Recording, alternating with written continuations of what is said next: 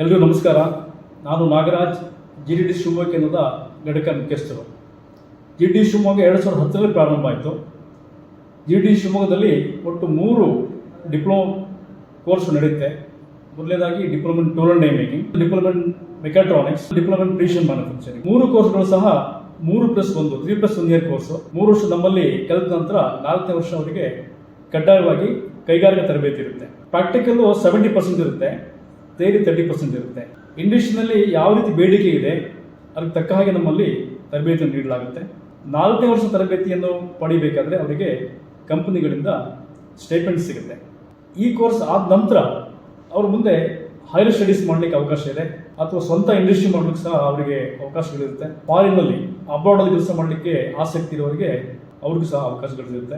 SLC ನಂತರ ಮುಂದೆ ಏನು ಅಂತ ಯೋಚನೆ ಮಾಡೋರಿಗೆ ಇದೊಂದು GDD ಒಂದು ಒಳ್ಳೆಯ ಆಯ್ಕೆ. ಧನ್ಯವಾದಗಳು.